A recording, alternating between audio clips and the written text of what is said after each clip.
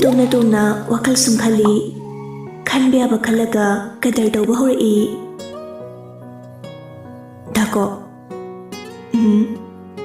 pisa kem yaurige kheli bi aino ai khini na leidu se kaidino hotel amade hekta leithar lore ada Kaksin Bazaar dagi aigi dress khara laikise oi yai adu nangdi celebrity dina gari da dum lehko kumthar kano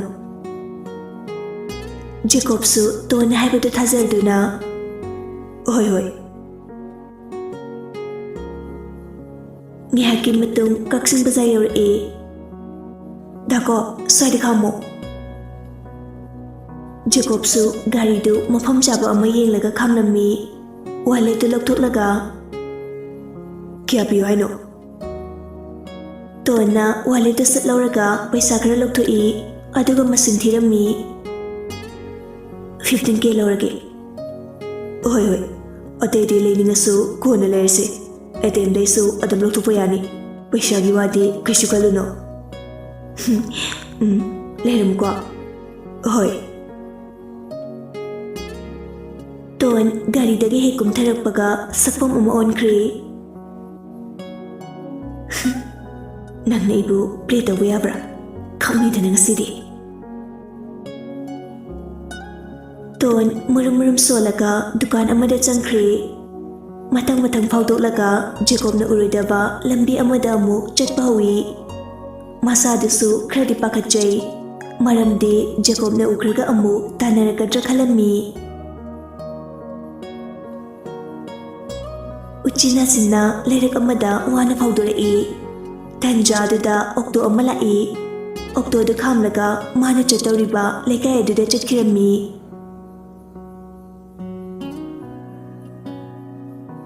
somdadi hero du mondaga nungaina isaiga taraga ton ngaijari lakbra lakta pung ama hauki ani hauki adubu nupina shopping tawba haibasitabu Kuigan banina adu phawba kaishu khalamde Tona Mabo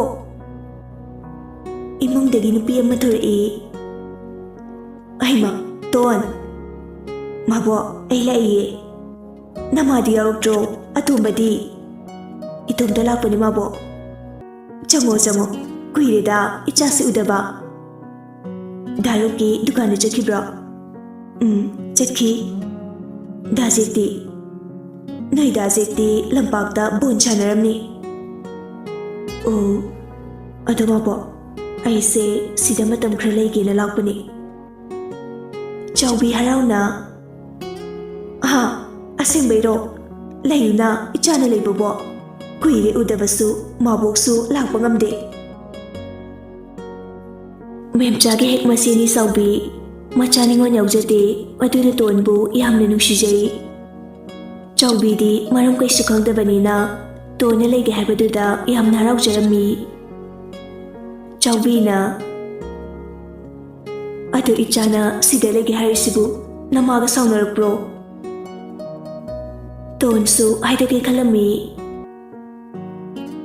oi saunare Imana igi handaktagi babasu leikidre aigi handaktagi loine tumi chakrari karino ne aikhoi memcha sibo sono chure zalo adugumba wadubu angangsida ngangli sibo leyu ichana leibubu adum leige su leyu chawbigi machanupa ani tu phaibokni bol sana chatkiba jektu halai ton Daze nungai bo nangbo nungai de kaige chawbi na noigi indom chana sairi sida leibala ini noina dom cha hoi solo kana chukhala Jack na kaishu khalunu ichan sidi leyu adude ichulapagi ye leruge Daje indom cha hoi su chaba yaba ngawi ni sase Hoi Noine zaningba yendo adum jazauda Janindi mabo ngawi ni sase fare nafiga honglaro Tona Dase Kidore Aidi dress of the porty Lebu Hiro Furikana Lebu Odo Aidi Heroi Roki the High Cricket Oi Yai For a lermo I galergre Jacksu Magi Bullet the Toraga Nale Bachakri Somdene Jacobsu Sumqueening Islapaduda Warden of Wonder E Adubu Sis of Hirapadudana Koino Shishokotamishina Jacob Pantavataudana Marks Tupsilaga 20 Bor E Ikan Kanadana Jacksu Roki Tukandala E Roki Tolawe Ekodulene Dress on the pork day Frikra Lebirohari Roki na Oh Ayang Laga Sidekalage Aishumale Ukige Jacob na Kilumta Roki na Kaying Sige Nupiama dress level ambra Roki Noctora E Nupi ki dress on famne Ngashigi Nupi kun mea dilakri Kramano Jacksu Nokmi tatna Ku Ayuna Bajani Jacob Hifit Academy Funny green Maselaga White color gi free lipane Roki na Sidati Laktibo Jacksu Toga Jetcree Jacob Somuktor E Kuai Chakrazano Mushini Pisbo Jacob na Koititi Bagi Maumdu Jack Norami Konali Shavino Mana Koititi Sibo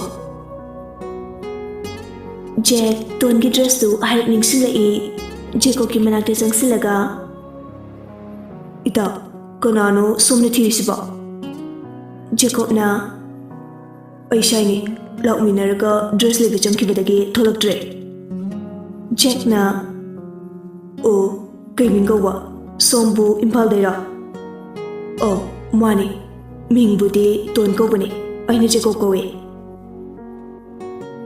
Jack Jingnava Sumsum Hele E Adubu Karimata Hayude Somda Place Anaviva Orimiko Jacob na Manadi Mabu Amale Harambane Fondodana Shushub Lakri Adudi Something Granny Yumdan Gro Nupim the Tazaruno Jackie Wahedida Jacob Credi Sound Lami Adubu Masagi Legaina Tavanina Bodiga Sio Tavana Karimata Hijaramde Jack Amukale from the Latuna Lore Boyamba Nupadana Lore Paisha Sidalijere Yare Jack Nadapuraga Bullet the Thoraga Jetcree Jacob Su Upile Jodina Gari Kambadu the Tolami Aduga Roger the Fonder E Roger na Koino Susotamiduba Jacob na Bye Kuidoge Nonkai Dongleno Numita Tori Yum the Lening Dressu I get low Oi Matayam Sari Bye Kuidoge Don Mankre Roger na Koino Nang Haiduba Asumani I come my luck to you Ngashigi Numita I don't found your tini Nongai the Lege Coxing the Lay Nang the Coxing the Kidoriba Tony just have a kitchen Ado Kamai Mankino Chutminaraga Butcher the gay dress curly have it up I negari Manundule Hubane Aduga Matumta dress like the chunky bane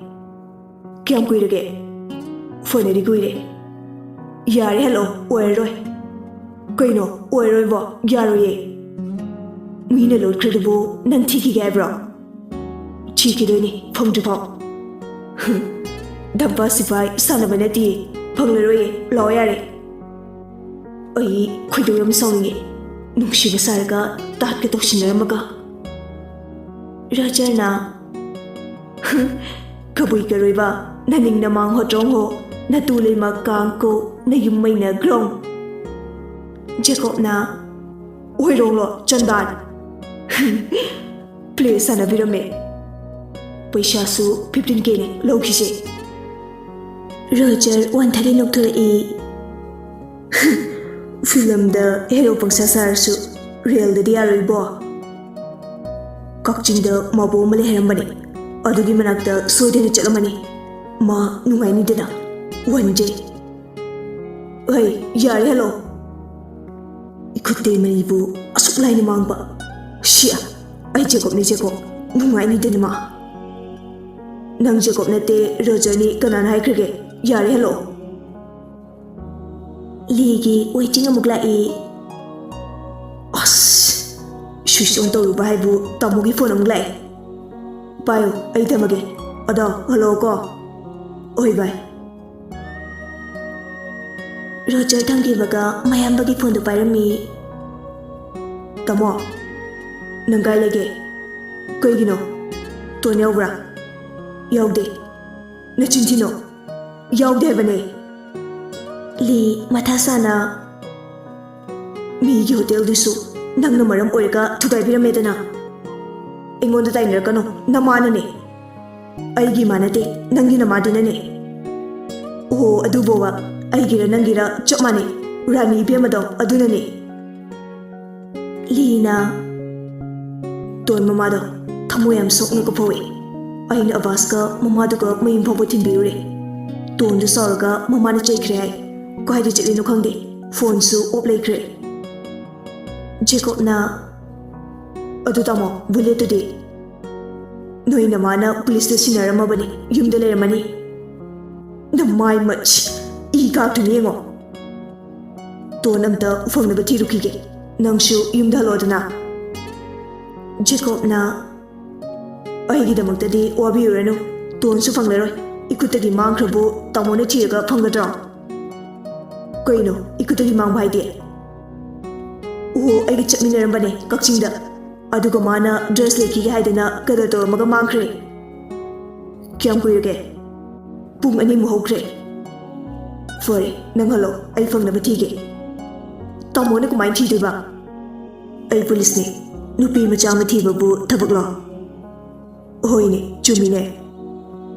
Lina ada ai ne kai guma phang le de ai ge bata ba. Jacob na jom tu ko char ka doi. Nasaktabu lembagi wani thamoi di pura bronze star ne nelakani angana aibu yam oktabadawna shinfam sakta duga naram chatuga thibira no yare nangana tongi da wabiyo hage ton thengna gi basa aina halam do male ahalage dorage hero gi de last time lebada khangdro Lina nang wakhalda film da hero ko badada aseng bada suna sada hero ne dum lejira oi le kai dorage nang chakwa hero na ai noraga lemje da st thamu yare 20 biaro na thole je dro ai thone ton bu sena bhai bese na ko kum doriba na naw pe da aduk chopi to kai gino na tei madu da nang na kali bo khal na kari taning je thamo ichini naw khatne ri da Roger na lokrede fajani ai gumdana Roger ga sutumi na kre pito krasira Jacob na punchi dane katho bukai dudi sungdok dok jaroi hajariba lan sukna rage na lejariba ne Lina jam ngame tugache daw yare thamo nang ni tugache che oninge tugache thu Jacob saraga khon kalapna minai Jacob saraga phone da fatka thatli li di nokpada loire somdena Jack nga du mama da pirami ima ai thongura ton tarduna daze ai thongge chawbi harauje ichana thongba nga cha da bakuire thongu ima kai ke semamo ai thonglage Ton, amtalaw. Jack mang tharaga chakre, Ton sa tung inay. Jackie kahit yaw baga. Nang kanagalaki. Itong talay. Uy, di ba nga no? Asing mani. Jaco khangbra. Ton, Jaco palakpaduda swailawi ngakna. Khangdi. Pakatludu na kaygi. Pakate. Nachintino. As, ay khangdi haiba. Chak thonglurage. Chatkibi yaroy. Ton, chatke tawbaga chaplepi. Ay, Jaco kanano khangdi haibane. Dako. Jack ngakna. Kanano dako bhaide. Ton, ay kaya dukluraga mamita ushilaga khangjay. Angang se leisabi farami. Iranga torami. Ton noksinaraga. Jacob haise, aigi minai ni. Mayam nadi celebrity ni khalasu. Aigi di pura minai ni. Jack ngakna. Koino, moshi ngang shiba. Jacob haise film star dura. Hoy. Oi. Male. Marks upaduda lakshi mga mudir. Pira mudira sumale. Mi usitaba sayang kapani pani. Mangondagi 15K sulore. Uy. Paisa dagi gilore ba? Nupa dagi adum na marin ke kano. Haina de ko. As. Daje. Ay na de. Paisa se maram lay ba gilore ba ni? Kay merang. Makoy hotel da ay bukuk oina matam khara lehalamaga. Mama ibi mana tanthori. Adusu macha nupa animak na aingonda tanabidi. Aduga aingonda tainiba. Aikhoy hotel dusu makoy ni thugai pikre. Matam khara kuk oirambagi paisa ni Jacob tagi laureise. Yam nei remi jani ne ichanse. Sak phajaba kaise mayamgi galakna famni. Aidi chipta oina choose tawni. Kaiba. Ton hai ke dukluraga. Chak thonglurage. Ton prap ka dagi thokre. Jack su makata na hangludre. Ton amu thong maya de lepaga. Daze. Jacob kamay na tingay no. Bajar da hui ang awa daw na manam susut na maga chiyaw ba ni adakang mani. Ton hau kay nagturi. Kukir sa pa ni. Oy ni, chak pumali ni. Ay koy roki dukanda nupi malawpra na hangli ba ni chak po isang do. Ton nok pada loiri nok na chakhum de sak thong bachak kri. Jacob oiri khangbadagi ton na message tharami. Thaba loibaga gari du thawba hori. Nang na lot kina lot labada kyang kuina lot toiba. Reward 20 lakh lak thokpada kudakta phangni. Adabu bebe ainu aine nangbu soidina phongkini. Lo.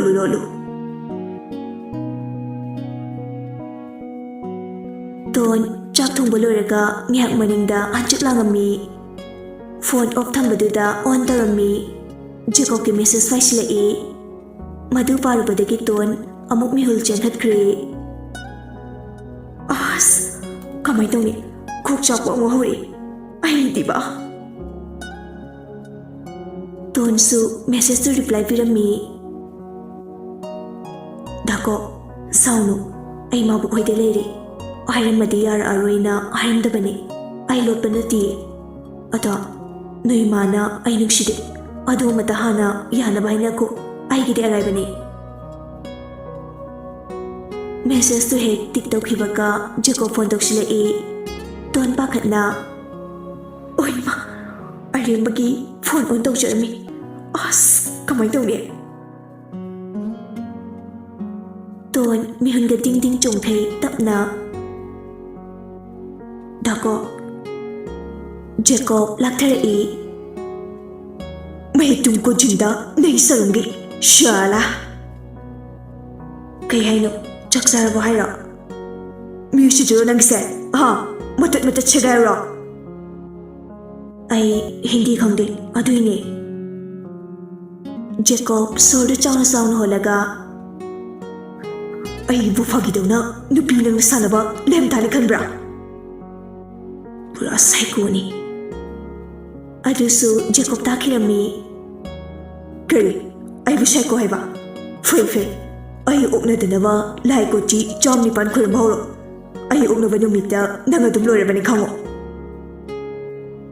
tonsu ki bu shangin boy patti to laima ing sumen patti dina popo maza se adu yordi nawalogdi nangai roige nangna ingonda kidongam doino ai khoi bulare na usida ba bro warak pine ba leite be bungo bedero nang mut nushida ba jaga sida leite sira phawa kapning loy